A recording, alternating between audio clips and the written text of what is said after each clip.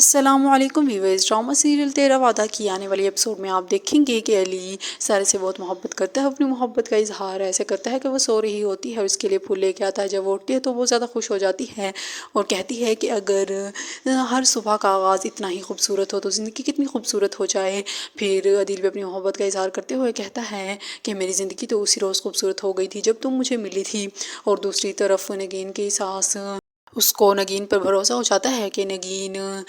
شہیر کے لیے قربانی دینے جا رہی ہے، اس لیے وہ نگین سے کہتی ہیں کہ تم جو شہیر کے لیے قربانی دینے جا رہی ہو میں اس قربانی کی دل سے قدر کرتی ہوں۔ اور دوسری طرف جب عائزہ کی ساس کو یہ بات پتہ چلتی ہے کہ عائزہ ریزائن کر چکی ہے تو اسے بہت زیادہ غصہ آتا ہے، اس لیے وہ صاف صاف الفاظ میں عائزہ سے کہہ دیتی ہیں کہ کیا ضرورت تھی تمہیں جاب چھوڑنے کی، اور اگر کوئی مناسب جاب ملے تو تم کر لو، ورنہ تمہارا اس گھر میں رہنا یا نہ رہنا ایک برابر ہے، کیونکہ اس گھر کے اخراجات بہت زیادہ ہیں، اس لیے تمہارا جاب کرنا ضروری ہے، کوئی اچھی سی جاب دیکھ لو۔ عائزہ بھی سوچ لیتی ہے کہ اب تو اسے جاب کرنی ہی پڑے گی، اور دوسری طرف بلال جو کہ 2 نمبر کے پیسے کما رہا ہے، اور ماریا بہت زیادہ خوش ہو رہی ہے کہ اس کا شوہر اتنے پیسے لا رہا ہے، لیکن انہیں دوسروں کی بالکل بھی پرواہ نہیں ہے، اب اس کا بھی راز فاش ہونے والا ہے، اور جب وہ نیوز چینل پر اپنے حوالے سے خبر سنے گا تو بہت پریشان ہو جائے گا کہ اب تو اسے پولیس پکڑ کر لے جائے گی، اور ایسا ہی ہوگا کہ پولیس بلال کو پکڑ کر لے جائے گی، اور ماریا کو بھی احساس ہوگا کہ اس نے اپنے شوہر کے ساتھ کتنا غلط کیا۔ اور دوسری طرف جب فرح کو پتہ چلے گا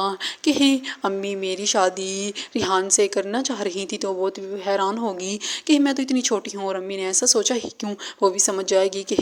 امی دولت کی وجہ سے یہ سب کر رہی ہیں۔ اور دوسری طرف پھر علی اور سارہ کی انبن شروع ہو جائے گی، سارہ بھی سمجھ جائے گی کہ یہ سب ریحان کی وجہ سے ہو رہا ہے، کیونکہ پہلے تو علی ایسے بات نہیں کرتا تھا، پہلے تم سے اتنے پیار سے بات کرتا تھا، اسی لیے وہی سوچی کہ میں ریحان کے پاس جاتی ہوں، اور ریحان سے بات کرنے کے لیے وہ گھر آتی ہیں، اور پھر ریحان سے کہتی ہیں کہ تم جانے انجانے میں میری زندگی میں مداخلت کر رہے ہو اور یہ بات مجھے بالکل برداشت نہیں ہے۔ پھر ریحان کہتا ہے کہ آخر تم چاہتی کیا ہو، تم یہ مجھے بتا دو۔ پھر سارہ بھی سے کہہ دیتی ہے کہ جہاں پہلے تھے وہیں چلے جاؤ، سب کچھ چھوڑ چھاڑ کر۔